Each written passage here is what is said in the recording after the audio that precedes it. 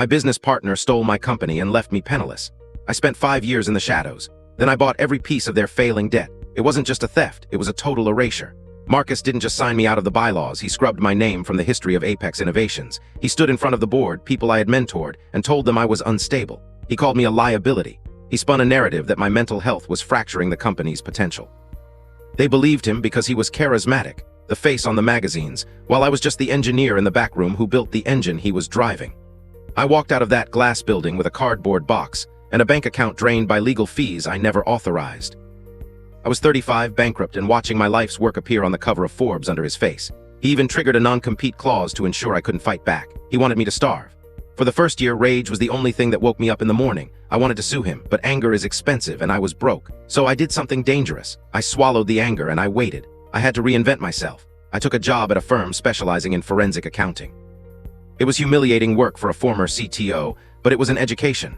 I learned exactly where the cracks form in a corporate foundation before the building collapses. I learned that debt is a weapon if you know how to hold the handle. I spent my nights not sleeping, but watching. I watched Marcus pivot away from our core technology to chase flashy trends, trying to pump the stock price. He was building a kingdom on quicksand, surrounded by yes men, convinced he was a god because he hadn't sunk yet. By year 3, I had quietly rebuilt my capital through high-risk trading, but I didn't start a rival company. I started a ghost, a boring, faceless investment group called Obsidian Holdings. The plan was simple. Every time Apex needed cash because Marcus had blown the budget, Obsidian was there. We didn't buy stock. Stock gives you a vote, but debt gives you ownership. It started small. Vendor debts he stiffed. Bridge loans for lavish parties. Then came the big one. He needed $50 million to float a failed product launch. No reputable bank would touch him. So Obsidian Holdings stepped in and bought the mortgage on the headquarters and the primary operating credit line.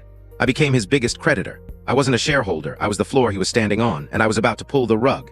Last month, the market turned. Apex missed its earnings by 40%. The covenants on the loans I owned were triggered instantly. I had the legal right to call in the full amount immediately. Marcus scrambled. He called banks, he called friends, no one would pick up. He was radioactive. His only option was to meet with the representative of his majority debt holder to beg for a restructure. He walked into the conference room, sweating through his custom suit. He started talking to the empty chair at the head of the table, rehearsing his speech about vision and synergy. Then I walked in. The silence was heavy enough to crush him. He stopped mid-sentence. He looked at me, pale as a ghost, the realization washing over him like ice water. He realized that for 5 years while he was playing king, he had actually been working for me.